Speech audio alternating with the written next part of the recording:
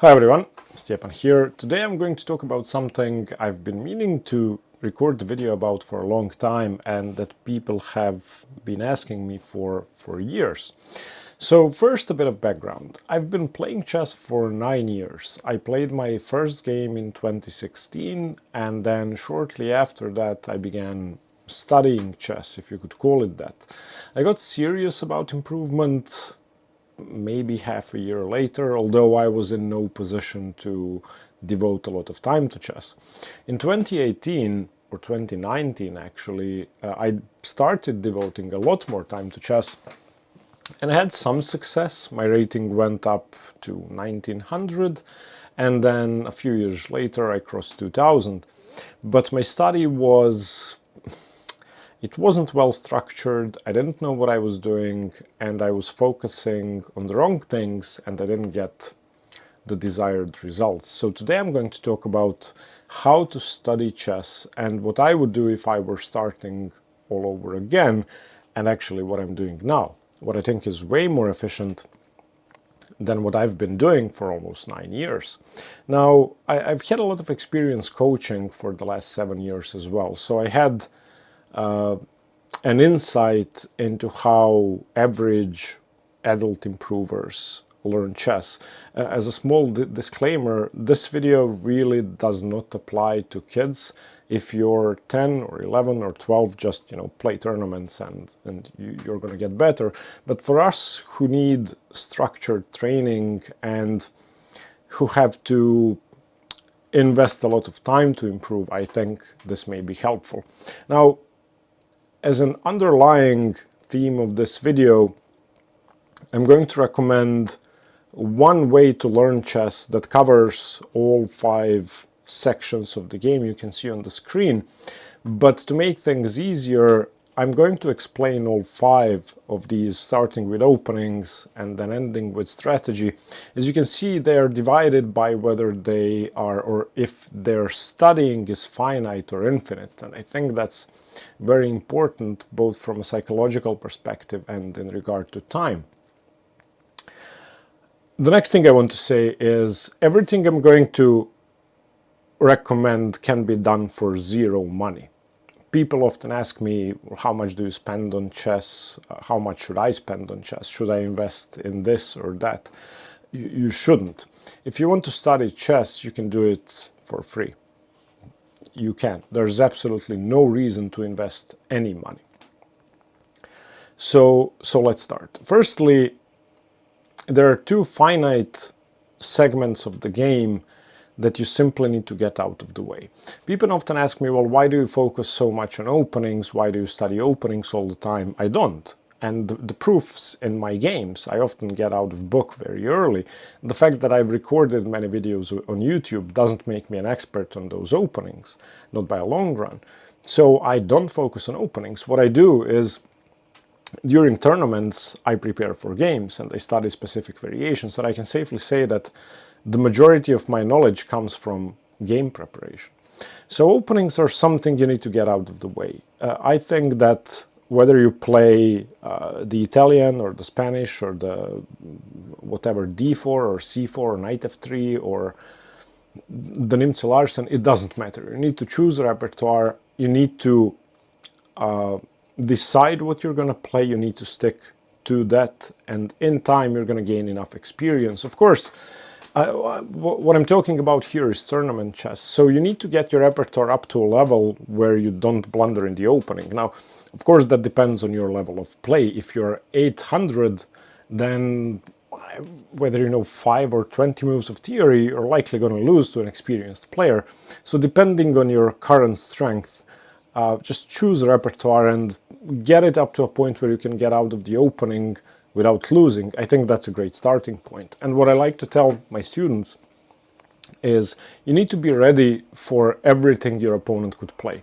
What I do is I create a Lichess study, and I have my repertoire there. You can use Nocti for that, you can use Chessbook, you can use whatever app you want, but Lichess will suffice in majority of the cases. Just have everything there. Everything that can happen needs to be in one study, and that way, as you play, as you get unexpected scenarios, as your opponent deviates from the theory you've prepared, you're going to build on that knowledge.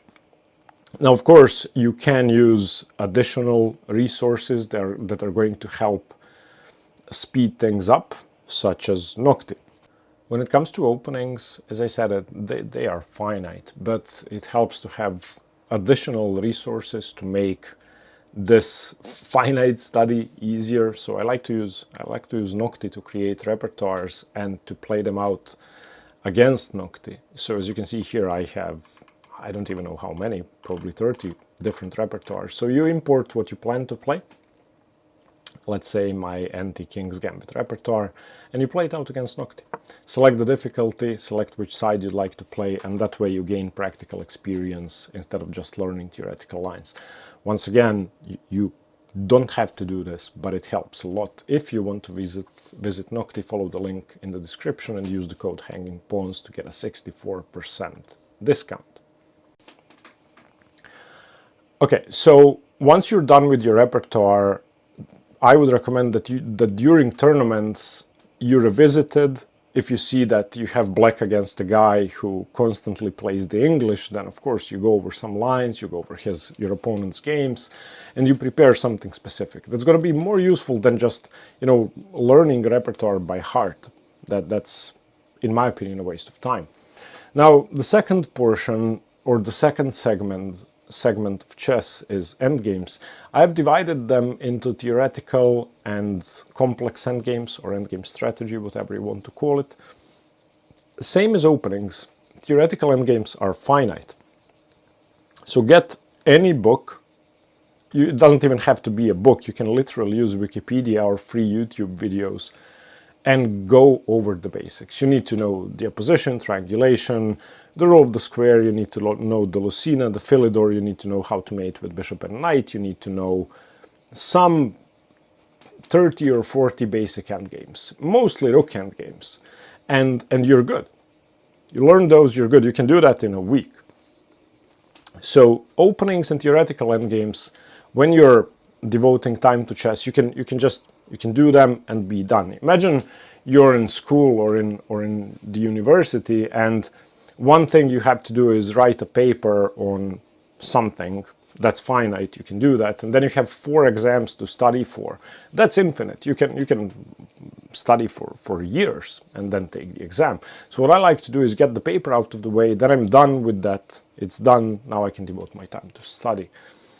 So that's theoretical endgames. Then the next 3 portions, endgame strategy or complex endgames, calculation and strategy, those are infinite, and you can never get good enough at them. You can never invest enough time into studying them, and getting better at them is a continuous process that's never going to end for as long as you play chess. Now, endgame strategy and calculation and strategy can be done using one very simple technique. I'm going to talk about what I've been doing wrong first. So when I first started out, I got Lisitsin's books on calculation. There are 3 books recommended by a friend of mine. And I would do tactics on and off from that book.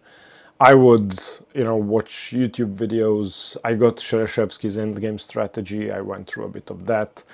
I didn't really invest proper concentrated effort into any of that, and as a result, eventually I got better at strategy as I read things and looked at games, but my calculation was always sort of lacking. And out of the 3 segments, calculation needs to be understood differently because it has 2 different things you need to focus on. Firstly, improving your pattern recognition. That comes with time. As you analyze games, as you read books, as you play games, you're going to be learning new patterns over and over again. But the second part is more important. Being able to calculate well requires a well-trained muscle, and we need to train that muscle constantly. If you train for 3 months, play a tournament, you'll do great. Then you stop training for 3 months, you won't calculate as well. It's not the knowledge that sticks. It's your ability to calculate well under pressure, which, as I said, is a muscle you develop. If you don't train it, it's going to become weaker. So calculation is something we have to constantly do. It doesn't matter how many games we've seen, it doesn't matter how many positions we've solved, nothing matters. It matters that you do it consistently and you get better over time, the muscle gets stronger. I have a good analogy actually. I'm a rock climber, and when I burned my hand last year in January, I had to take a break for 3 months. My fingers became so weak that when I got back to training, I felt like, well, not like a beginner because my technique had improved, but my calculation or the strength in my arms, my back and my fingers was lacking. And I felt like in one of those dreams where you're running or fighting through water and everything is in slow motion and you are completely unable to perform. So calculation is just like that. It's a muscle, you have to train it. Now, for these 3 parts, people have endless theories, have endless tips, endless videos, endless whatever. You don't need to do any of that. What I would recommend that you do, that I think works perfectly to train both endgame strategy, calculation, and strategy or positional play, whatever you want to call it, is analyze games. That's all you need to do. There are plenty of free databases, Lichess to start with. You can also use chessgames.com. And here's what I would do. You've chosen your repertoire. So let's say you play the Caro-Kann as black, you play d4 as white, or you play e4 as white, and you go into the Spanish. Who's your perfect player? Who plays those openings? Well, in this case, Karpov is a great example. He played the Spanish with white against e5. He played the Caro-Kann as black.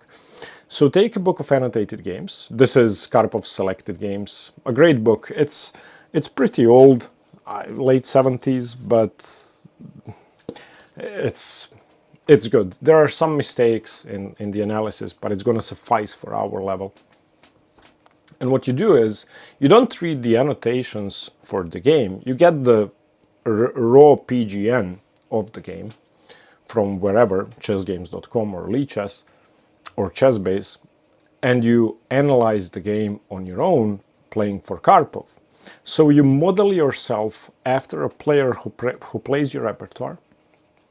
You get a book of his annotated games, so you make sure that once you're done analyzing, you can check your analysis and compare it to the annotations without having to rely on an engine alone, and you analyze the game for hours and hours and hours. Now I'm going to break that down into a few useful segments.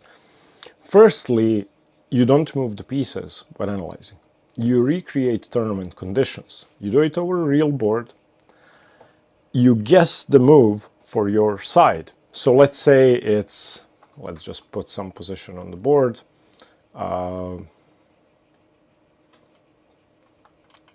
Okay, here. This is my game against Starchevich. But in any case, let's say you have this position, it's black to play. You analyze it on your own without moving the pieces. And then you guess the move for black. If your move is correct, great, move on. If it's not, if you uncovered the next move and see that the player had played something different, you need to figure out why. In some cases, rarely, your move's going to be better. In many cases, your move is going to be flawed. And okay, here the move is obvious, queen c7, but I'm going to give you a slightly more radical example where in this position it was black to play, it was my turn, and I played knight g4, an awful move. And I would say that the best move, knight bd7, which you can see in the Road to GM series, I've covered this game, is not hard to find. So if I were analyzing this game, if this was a Karpov game, and I wanted to play knight g4 and Karpov played knight bd7, I would invest quite some time to figure out why if I didn't understand it immediately. Then what you can do once you've finished the entire game, and the entire game, by that I mean opening, so you're analyzing a game in the opening you play in your repertoire. So you're getting better at the opening. Endgame, if there was one, so you're going through one type of endgame or another. It's going to be complex, it might transpose into a king and pawn endgame, whatever. And the middle game, meaning you're improving your calculation, you're improving your strategic play, and very importantly, you're improving your decision making when it comes to, when to calculate. Once you've done that for the entire game, you take the book, open up that game, read the annotations, and see the reasoning behind the moves made in the game. Now this is, the Karpov book wasn't actually written by Karpov, so let's take another example. This is Lessons on Uncompromising Play by David Navarra, an excellent book. Get it if you want. A great book. So Navarra annotates his own games. So you can, let's say you're analyzing Navarra Wesley So from 2019. You finish analyzing the game, then you get to read David Navarra's thoughts during the game, his own analysis, what he had missed, what he deemed important, and you get to compare that with your own notes and analysis. Now, why is that good? Well, it's like having a coach. You have a 2700 player telling you where you went wrong. And imagine doing that 100 times. It's inevitable that your level of play, your level of strategic understanding, your level of endgame technique, your level of opening knowledge, and your level of visualization and calculation, being precise at calculating, gets closer to that of the player whose games you're looking at. So I think that's enough to learn chess properly. And I wish I had been doing this for the last 9 years. Of course, it takes time. One game on average should take 4 or 5 hours. I mean, if you're playing tournament chess, a 90 plus 30 game lasts 3, 4, 5 hours. So why would analysis take less time? It shouldn't. It should take just as much or longer. Why?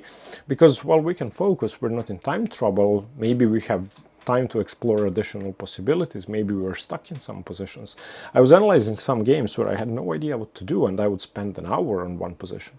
And maybe that's suboptimal considering that we're training for tournament games, but still. So in short, what I would recommend that you do is get openings and theoretical endgames out of the way. Again, you can do that completely free, or you can use additional resources like Nocti, and then start analyzing games. Now, one final thing I like to do when analyzing games, for positions that I haven't understood, for positions that I had gotten wrong, for positions in which the player whose game I'm analyzing had played something different, I like to play those out. So what I'm going to do is I'm going to use Nocti to create a theme, and I'll import every position I've messed up and play it out against a human-like AI. Now, of course, ideally, in a perfect world, you'd have another person crazy enough that they want to study chess all the time. So you would both analyze the game with them and play out the positions you got wrong with them. In the absence of a crazy human who wants to do that, well, the best alternative is, in my opinion, using Nocti. And I've been using it for almost every position in my own tournament games that I didn't understand, like for the last year. If you want to do that, follow the link to Nocti in the description. If you unlock all the premium features by going premium, use the code Hanging Pawns to get a 64% discount, and it's definitely worth it. Now, of course, what you can also do is use a free Lichess engine, but that's not going to be the same. Engines are, engines play perfectly, or if you select a lower difficulty, they play very poorly and they make moves that make no sense. The best thing about Nocti is that if it's worse, if it's losing, it's still going to try to beat you, it's going to try to trick you, it's not going to play nonsensical moves giving up material. It's going to try to find human tricks. So this is my blueprint for learning chess.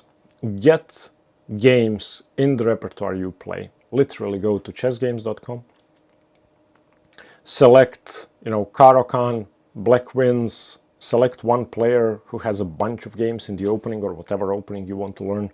Get those PGNs, put them in a Lichess study, create a repertoire, start analyzing the games. Ideally, get one book with annotated games.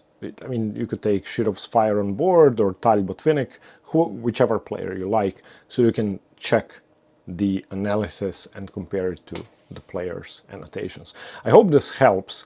I recorded this because many people have asked for it. I truly believe that spending time on each segment of the game individually makes no sense, because we have to develop an actual skill and not obtain endless amounts of theoretical knowledge. And doing analysis under tournament conditions is exactly that. We're developing a skill of playing better chess, okay? Not dividing the game into some artificial segments. A chess game is a chess game. You need to be able to play in all areas. You need to be able to calculate and know when to calculate. You need to be able to make good strategic decisions, and so on and so on. Let me know what you think, and stay tuned for more chess. See you tomorrow. Bye-bye.